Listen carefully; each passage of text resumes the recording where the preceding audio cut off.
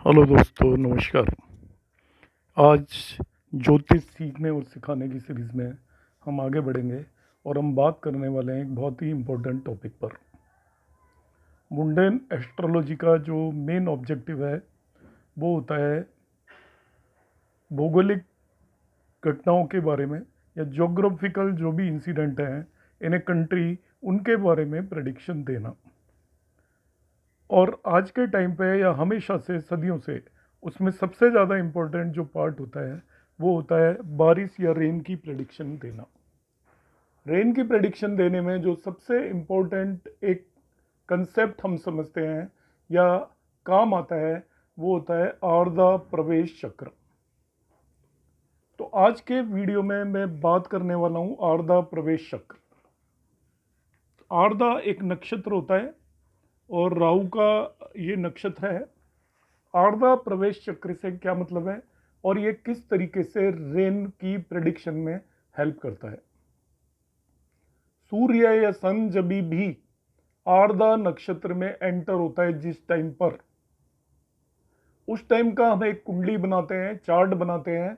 उस चार्ट को हम बोलते हैं आर्द्रा प्रवेश चक्र। कुंडली बनाएंगे जब भी सन आपका एंटर होगा। जनरली ये 22 जून के आसपास एंटर होता है। पंचांग हम देखेंगे या एफीमेरिस की हेल्प से हम देख लेंगे कि जिस भी मोमेंट पर सन हर साल में अलग अलग टाइम अलग अलग डेट पर आर्द्रा नक्षत्र में एंटर होता है। जिस भी मोमेंट पर सन आर्द्रा नक्षत्र में एंटर हुआ उस मोमेंट का हम एक चार्ट प्रिपेयर करेंगे। उसमें सभी ग्रहों को प्लेस कर देंगे। उस चार्ट की एक लग्न होगी, सर्टेन असेंडेंट होगा और इसके बाद उसके अंदर हम सभी ग्रहों को प्लेस कर देंगे। वो जो चार्ट बनेगा उसको हम आर्द्रा प्रवेश चक्र बोलते हैं। अब हम इसका यूज कैसे करेंगे और इसकी क्या इंपॉर्टेंस है। मेनली इन नॉर्दर्न इंडिया, उत्तर भारत के अंदर रेन स्टार्ट होती है जब सन एंटर होता है आर्द्रा नक्षत्र के अंदर। उसको हम बिगिनिंग ऑफ मानसून बोलते हैं। और रेन कंटिन्यू रहती है जब सन आपका एंटर होता है स्वाति नक्षत्र में, वर्गो साइन में जाता है और स्वाति नक्षत्र में होता है।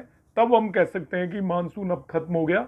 और कभी कभी स्वाति नक्षत्र में जब सन होता है तभी भी रेन होती है और वो रबी की क्रॉप के लिए या रबी की फसल के लिए बहुत ही ज़्यादा अच्छी होती है। दूसरी बात, अब हम सूर्य जब आर्द्रा नक्षत्र में एंटर होता है तो पंचांग किस जगह, वो कुंडली किस जगह की बनाएंगे। तो समय सूर्य कब एंटर हुआ ये आपको पंचांग से पता चल जाएगा, लग्न भी वहां से पता चल जाएगी। कुंडली हम दिल्ली की बनाते हैं और बहुत सारे लोग वाराणसी की भी बनाते हैं, पर हम यहाँ पर दिल्ली की कुंडली का यूज करेंगे। अब इस आर्द्रा प्रवेश चक्र को हम किस तरीके से रीड करेंगे वो एक बहुत ही इंपॉर्टेंट फैक्ट है कि आपने एक कुंडली बना ली। अब वो कुंडली को हम कैसे यूज करें ये प्रेडिक्ट करने में कि इन ए गिवन ईयर, एक पर्टिकुलर ईयर में मानसून कैसा रहने वाला है, बारिश होगी नहीं होगी, कितनी होगी। तो उसको करने के लिए यहाँ पे कुछ एक बहुत ही इंपॉर्टेंट पॉइंट है। जो कुंडली बनती है आर्द्रा प्रवेश चक्र की, उसके केंद्र हाउसेस बहुत ज़्यादा इंपॉर्टेंट होते हैं। पहला, चौथा, सातवां और 10वां घर, फर्स्ट, फोर्थ, सेवेंथ और 10th हाउस बहुत ही इंपॉर्टेंट होता है। यदि सभी केंद्र में मेलिफिक या अशुभ ग्रह ऑक्यूपाइड हो, आप लोग नोट कर सकते हैं जो एग्जाम के पॉइंट ऑफ व्यू से इसको समझने की कोशिश कर रहे हैं कि हमने आर्द्रा प्रवेश की कुंडली बना ली। अब हमें क्या करना है, उसके केंद्र देखने हैं आपको। पहला पॉइंट जो आपको ऑब्जर्व करना है, केंद्र में यदि मेलिफिक या अशुभ ग्रह प्रेजेंट है तो आप कहेंगे कि रेन टाइमली नहीं होने वाली है, there will be delay in monsoon या देरी से मानसून आएगा। इससे बिल्कुल अपोजिट हो जाए। अपोजिट का मतलब कि केंद्र में बेनिफिक प्लेनेट बैठे हों। बेनिफिक से मतलब गुरु या जुपिटर, शुक्र या वीनस, मरकरी या बुध केंद्र में आके बैठ जाए, प्लेस्ड हो जाए, तो आप कह सकते हैं कि अच्छी रेन होने वाली है। साथ में ही जो लग्न है वो आपकी वॉटरी साइन की होनी चाहिए। तो वॉटरी साइन हमें मालूम है 4, 8 और 12, कैंसर, वृश्चिक और मीन राशि को हम वाटरी साइन बोलते हैं। यदि लग्न मीन राशि की है और उसके अंदर चंद्रमा बैठ गया तो हम कहेंगे कि अच्छी बारिश होगी। मैं इसको 2 फैक्ट अभी जो बताए उसे रिपीट करूंगा कि आपने आर्द्र प्रवेश चक्र बना लिया। आर्द्र प्रवेश चक्र एक कुंडली है, जब सन आर्द्र नक्षत्र में एंटर होता है उस टाइम की एक कुंडली आपने बनाई।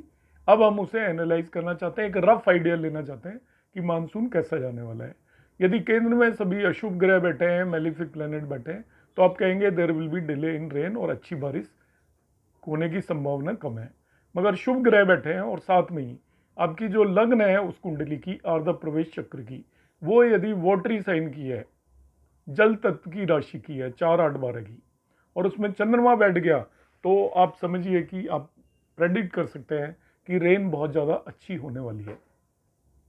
अब दूसरी चीज़ आपको देखनी है, जिसे हम कहते हैं ना सरसरी नज़र से हमें देख के बताना है। इन वन गो हम देख के बताएं कि क्या होने वाला है, एनालिसिस हम अलग से करेंगे, मोटा मोटा जिसको हम देख के बताएं। तो दूसरी चीज़ आपको देखनी है, यदि किसी भी कुंडली में मार्स या मंगल एफ्लिक्टेड हो भाई अदर मेलिफिक अशुभ ग्रहों से, मार्स को अदर मेलिफिक का मतलब हो गया सैटर्न, राहु, केतु और सन को भी मान लीजिए, इन चारों में से कोई भी मार्स को एफ्लिक्ट कर रहा है, तो हम कहेंगे कि वहां पर बहुत लंबे ड्राई स्पेल्स आएंगे, बहुत दिनों तक बारिश नहीं होगी, और बीच बीच में बारिश होगी, फिर कई दिन तक बारिश नहीं होगी, तो एक अच्छी नई बारिश होगी, हम प्रेडिक्ट कर सकते हैं।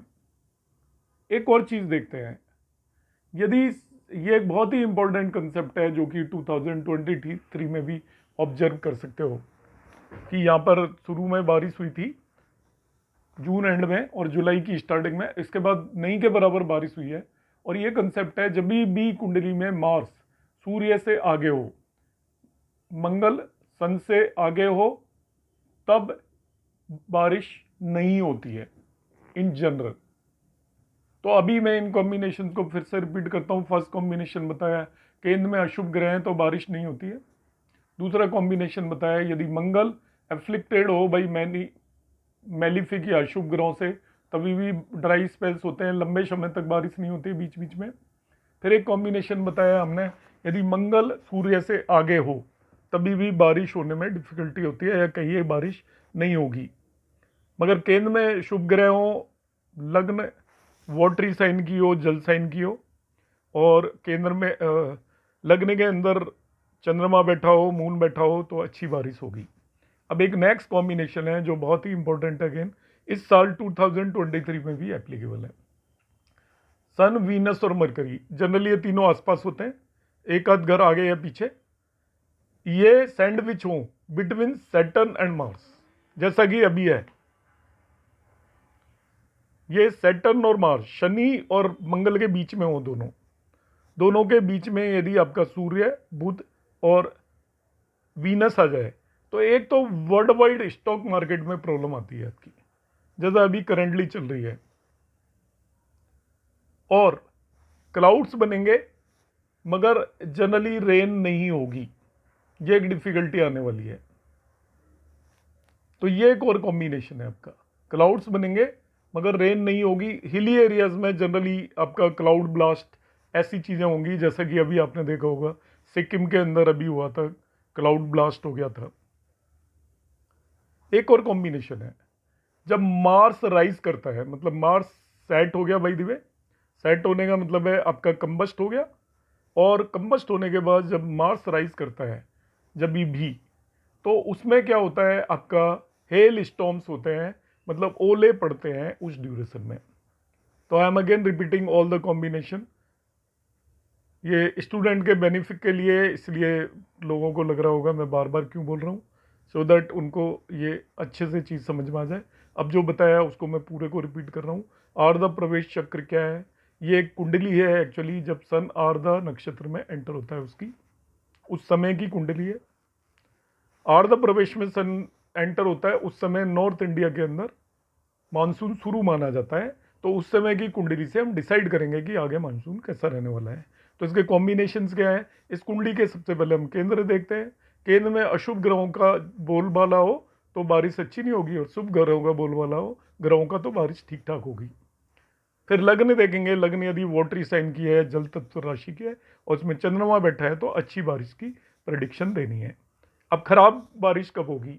जब मार्स या मंगल एफ्लिक्टेड हो अशुभ ग्रहों से, एक कॉम्बिनेशन, मंगल सन से आगे चल रहा हो, सूर्य से, दूसरा कॉम्बिनेशन, इस केस में भी बारिश नहीं होगी।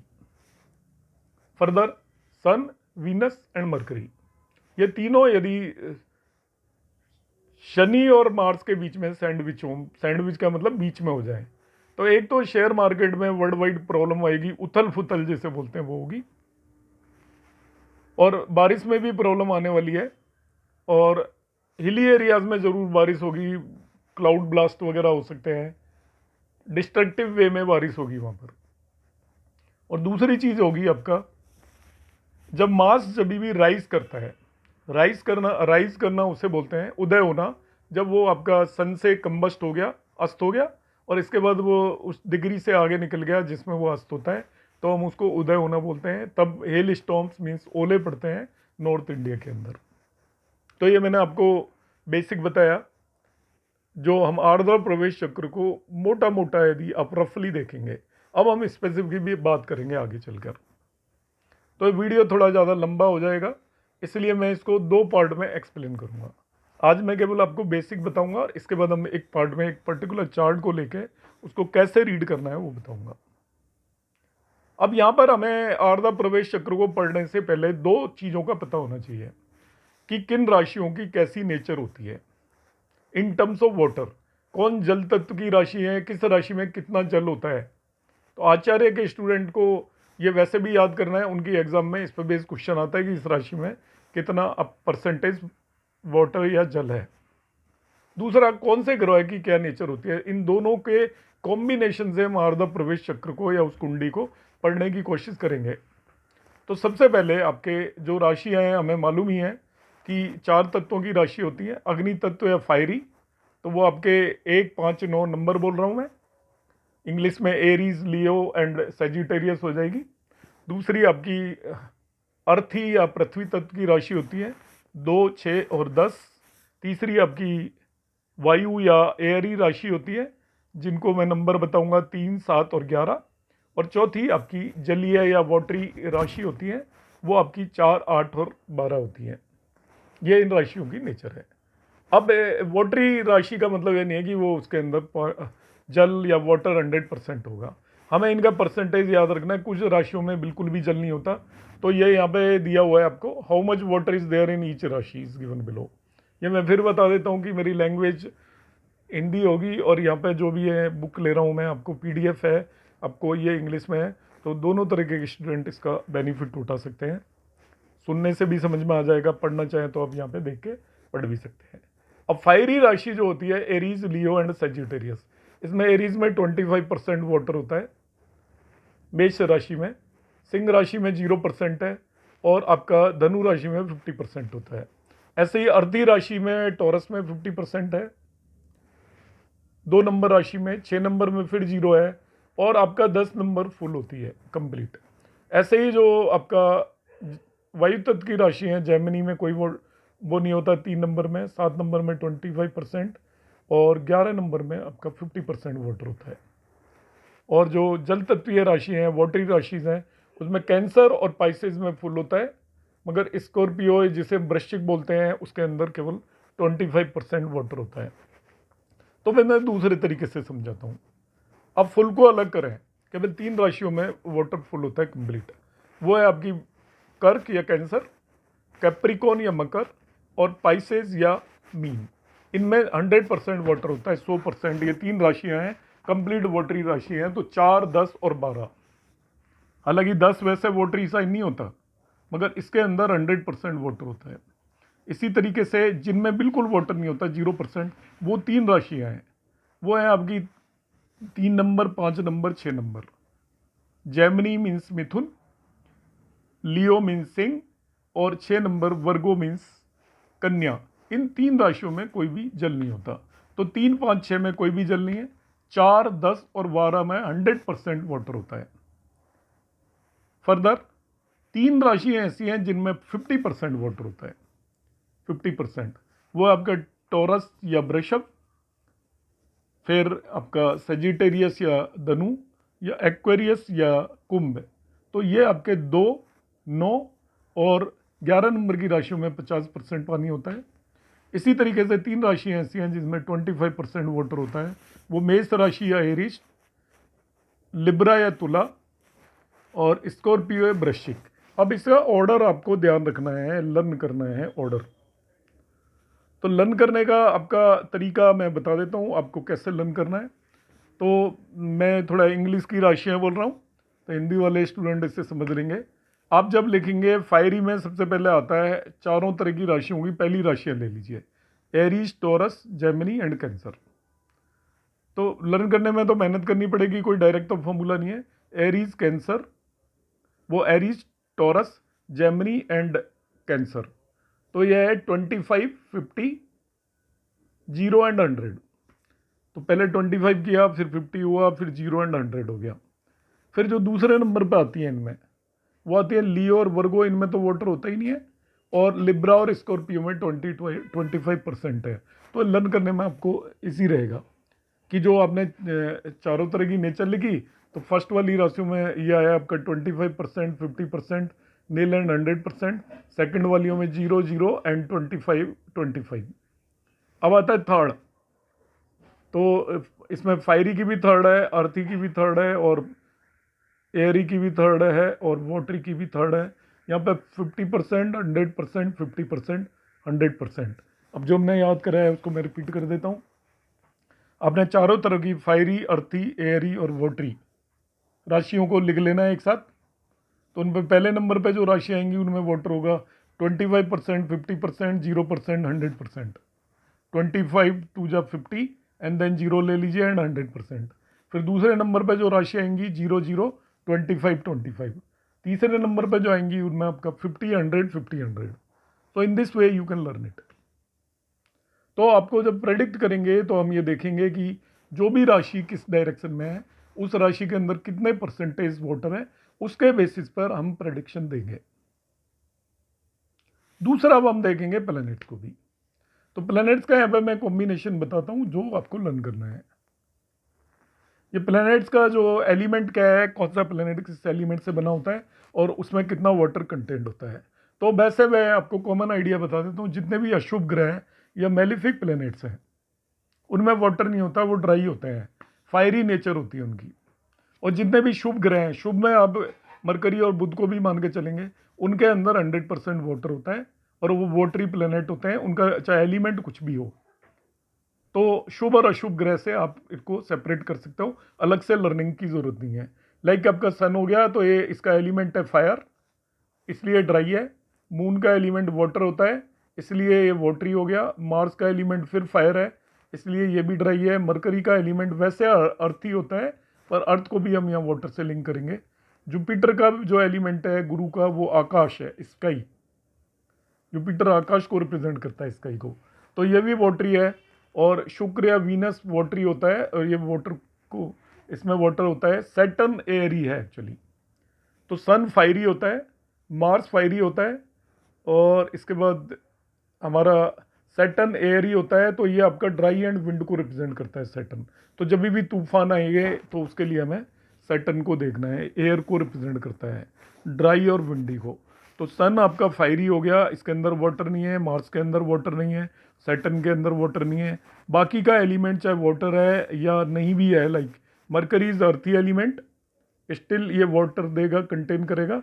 और जुपिटर भी वाटर कंटेन करेगा। तो आपको कंफ्यूज होने की बिल्कुल भी जरूरत नहीं है। एलिमेंट इन सभी का अलग है।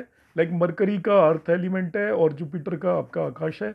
मगर जो शुभ ग्रह हैं वो वाटर कंटेन करते हैं, और जो अशुभ ग्रह हैं वो ड्राई या एयर हो गई उनके अंदर। तो सबसे पहले हमें क्या करना पड़ेगा, वो हम एनालाइज करेंगे।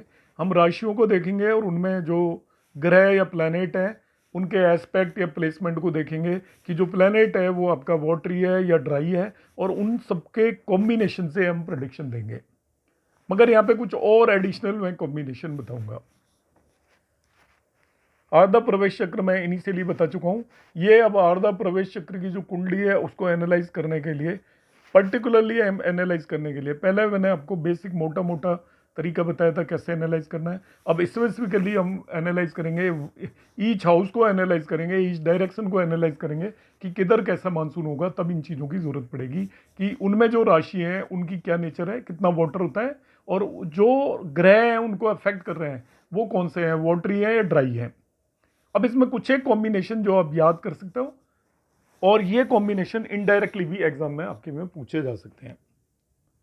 जैसे इसमें आता है role of sun and Mars, बहुत इंपॉर्टेंट होता है। यदि दोनों एक साथ आ जाएं तो वो इंटेंस ड्राई हो जाता है, बहुत सूखा पड़ने के चांसेस हो जाते हैं।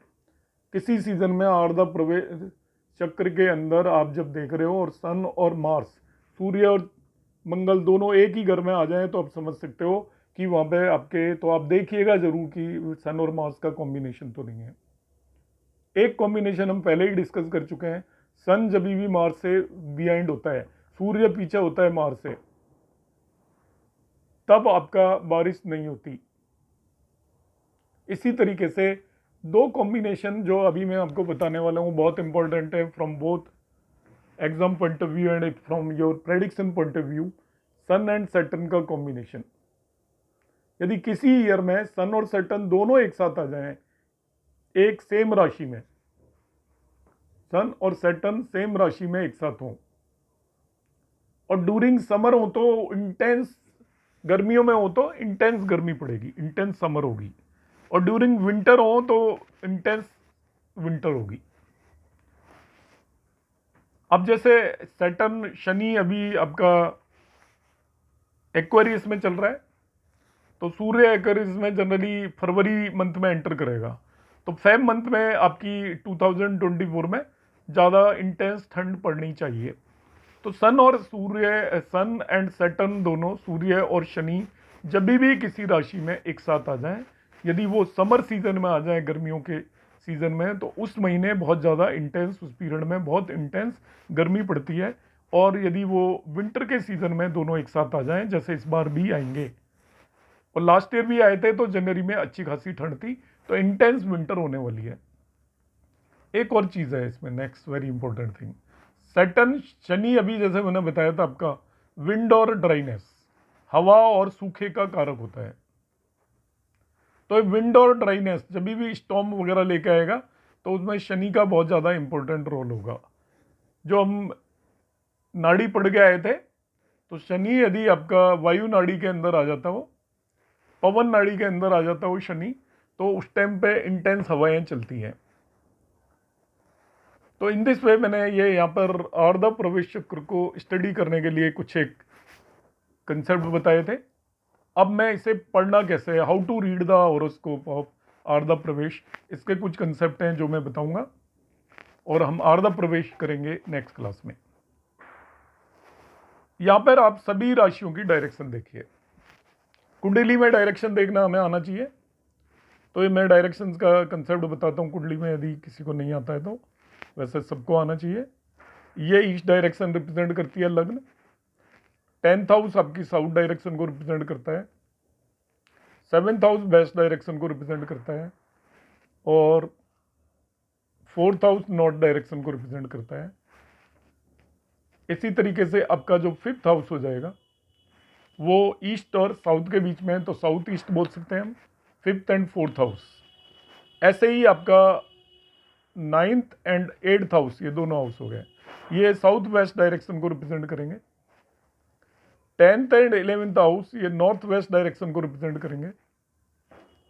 वो 10th और 11th नहीं, सॉरी मैं गलत बोल गया, 5th एंड 6th हाउस, या राशि है 10 एंड 11। ऐसे ही 2nd and 3rd house represent करेंगे आपके नॉर्थ ईस्ट डायरेक्शन को। तो हमें देखना है कि किस डायरेक्शन में, जिस भी डायरेक्शन की आपको प्रेडिक्शन देनी होती है, तो उस डायरेक्शन में कौन सी राशियाँ होंगी ये देखेंगे हम। जैसे यहाँ पर अभी आपको देखना होगी भाई साउथ डायरेक्शन में कौन सी राशि है, तो देखिए ये साउथ को रिप्रेजेंट कर रही है, ये जेमिनी 3 बैठी हुई है राशि। ये इसके अंदर वाटर 0 होता है, अभी जैसे मैंने बताया था पीछे, जेमिनी में कोई भी वाटर नहीं होता, 3, 5, 6 में पानी नहीं होता।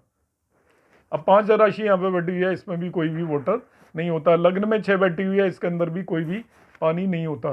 तो जिस भी डायरेक्शन को, अब मुझे लग्न यदि देखनी है तो मैं देखूंगा लग्न में ईस्ट डायरेक्शन देखनी है, तो ईस्ट में जो राशि है उसके अंदर कोई भी पानी नहीं है। तो हमें जिस भी डायरेक्शन के बारे में प्रेडिक्शन देखना है, नॉर्थ इंडिया के बारे में देखना है, तो वहाँ पर हम देखेंगे कौन सी राशि प्लेस्ड है। सो फर्स्ट सीधा डायरेक्शन है राशि देयर इन। आप डायरेक्शन देखो, इसके बाद देखो उसमें कौन सी राशि है, ये आपको देखना है आर्द्र प्रवेश चक्र को जब एनालाइज करना है। तो जिस भी डायरेक्शन में आप देखना चाहते हैं, हर डायरेक्शन को हम एनालाइज करेंगे, ऑल 8 डायरेक्शंस को। तो पहले जिस डायरेक्शन को देखेंगे उसके अंदर कौन सी राशि है, तो राशि के बेस पर पता चलेगा कि उसके अंदर कितना वाटर है। अब हम प्लैनेट्स की लोकेशन देखेंगे कि कौन से प्लैनेट्स उन हाउसेस को इन्फ्लुएंस कर रहे हैं। अब बेसिकली आगे चल के जो कॉम्बिनेशन होगा मैं आपको ये बता दूंगा। डायरेक्शंस मैंने बता दिए हैं, प्लैनेट्स मैंने बता दिए हैं, किस राशि में कितना वाटर होता है ये बता दिया है। अब जिस पर्टिकुलर डायरेक्शन को आप एनालाइज कर रहे हो, उस पर्टिकुलर डायरेक्शन के अंदर, जैसे मैं एनालाइज करना चाह रहा हूँ यहाँ पर आपके मतलब साउथ डायरेक्शन को एनालाइज कर रहा हूँ इस पर्टिकुलर चार्ट में, जब भी का भी है 1987 का। तो साउथ डायरेक्शन में एक तो जो राशि बैठी हुई है वो उसके अंदर कोई वाटर नहीं है। फिर जो प्लैनेट्स यहाँ पे ध्यान से देखिएगा आप, सूर्य बैठा हुआ है, मार्स बैठा हुआ है सेम हाउस के अंदर। सूर्य और मार्स जब भी कंजक्टेड हो, मैंने बताया था कि वो ड्राई स्पेल्स लेके आते हैं। फर्दर यहाँ पे आप देखोगे इस पर्टिकुलर चार्ट में तो कोई बेनिफिक एस्पेक्ट भी नहीं है, शुभ ग्रहों का कोई एस्पेक्ट भी नहीं है। तो इस तरीके से हम देंगे कि कोई बहुत अच्छी बारिश होने की पॉसिबिलिटी कमी है। आप इसकी लगन देख लो, जिसको ईस्ट डायरेक्शन बोलते हैं। ईस्ट में वैसे जनरली हमेशा ही बहुत ज़्यादा अच्छी बारिश होती है। तो ईस्ट डायरेक्शन में जो राशि बैठी हुई है उसके अंदर कोई वाटर नहीं है। राहु केतु एक्सिस पे आ गया है, अशुभ ग्रह है। मार्स भी इसे देख रहा है, एक अशुभ ग्रह मार्स इसे देख रहा है। ईस्ट डायरेक्शन को मैं एनालाइज कर रहा हूँ केवल। तो कोई बेनिफिक इसको देख नहीं रहा है। अशुभ ग्रह इसे देख रहा है जो कि आपका वाटर का कारक नहीं है। राहु केतु एक्सिस पे आ गया, जो राशि है वो भी वाटरलेस है। तो ईस्ट डायरेक्शन के लिए हम कहेंगे कि यहाँ पर कोई खास बारिश होने वाली नहीं है। तो आई होप मैंने जो आज आपको एक्सप्लेन किया है उसमें आपको काफ़ी मदद मिली होगी। आप इसे वीडियो को थोड़ा स्लो करके हो या एक कॉपी लेके आप 1 या 2 बार इसे देखें तो आपको आर्द्र प्रवेश चक्र की बेसिक बातें मैंने सारी बता दी हैं। आपको किसी भी डायरेक्शन के बारे में जब ये आएगा एनालिसिस करने के लिए, तो चार्ट आपको जनरली गिवन होगा, पर आपको एक एक डायरेक्शन को एनालाइज करना है। उसमें आपको 2 चीज़ों को खास ध्यान देना है। जैसे मैंने बताया कि किस पर्टिकुलर हाउस के अंदर कौन सी राशि है, उसमें कितना वाटर होता है, उसको कौन से प्लैनेट इन्फ्लुएंस कर रहे हैं, जो प्लैनेट इन्फ्लुएंस कर रहे हैं उनमें कितना वाटर है, और on the basis of that आप इसकी प्रेडिक्शन देंगे। किसी को भी यदि कोई एस्ट्रोलॉजी से रिलेटेड रेमेडीज चाहिए तो वो मुझे कांटेक्ट कर सकते हैं। रेमेडीज जो भी मैं देता हूँ मंत्र बेस्ड होती है और वो फ्री ऑफ कॉस्ट होती हैं, जो भी एस्ट्रोलॉजिकल जो भी हेल्प है। तो यदि किसी को नीड है और कोई बिलीव करता है तो वो मेरा नीचे वाले व्हाट्सएप नंबर पे मैसेज करेगा केवल, और बात करना अवॉइड करें तो मैं मैसेज के थ्रू ही उसको कन्वे कर दूंगा। बात करना ज़रूरी होगा तो I will talk to him. आपने अभी तक वीडियो देखा उसके लिए आपका बहुत बहुत धन्यवाद। यदि आपको वीडियो पसंद आए तो आप लाइक एंड शेयर करें, ज़्यादा से ज़्यादा स्टूडेंट्स को बताएं। तो जितने ज़्यादा लोगों में एस्ट्रोलॉजी फैलेगी, ज़्यादा लोगों को समझ में आएगा, तो वो इस विद्या को आगे बढ़ाएंगे, और वही मेरा ऑब्जेक्टिव है। धन्यवाद।